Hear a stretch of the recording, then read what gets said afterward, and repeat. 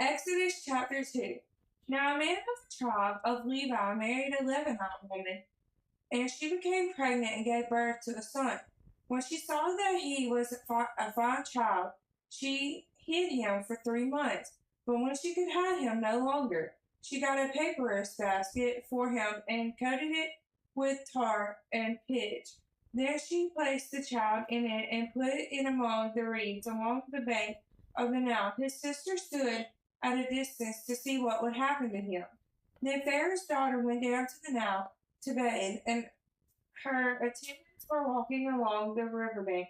She saw the basket among the reeds and sent for her female slave to get it. She opened it and saw the baby. He was crying, and she felt sorry for him. "This is one of the Hebrew babies," she said. Then his sister asked Pharaoh's daughter, "Shall I go and get one of the Hebrew women to nurse the baby for you?" "Yes, go," she answered. So the girl went and got the baby's mother.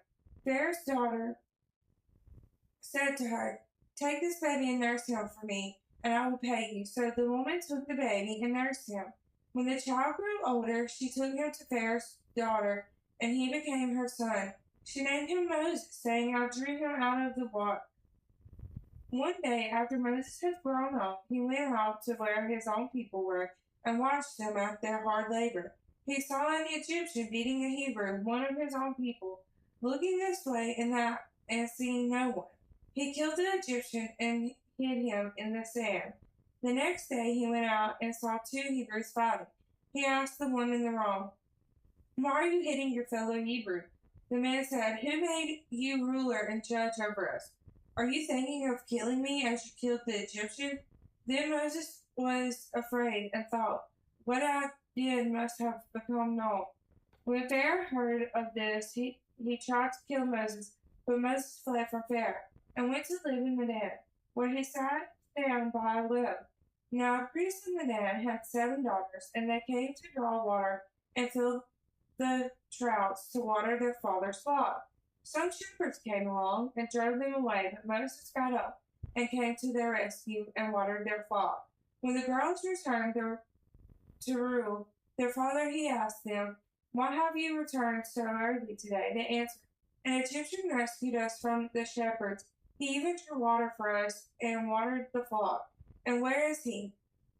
Reuel asked his daughter. "Why did you leave him? Invite him to have something to eat." Moses agreed to stay with the man who gave his daughter Zipporah to Moses in marriage. Zipporah gave birth to a son, and Moses named him Gershom, saying, "I have become a foreigner in a foreign land." During that long period, the king of Egypt died. The Israelites groaned in their slavery and cried out, and their cry for help because of their slavery went up to God. God heard their groaning, and he remembered his covenant with Abraham, with Isaac, and with Jacob. So God looked at the Israelites and was concerned about them. Thanks for reading Exodus. We'll be back with Exodus chapter 3 tomorrow. If you have any questions, comments, or concerns, please leave those, and I'll get back to you as soon as possible. God bless and good night.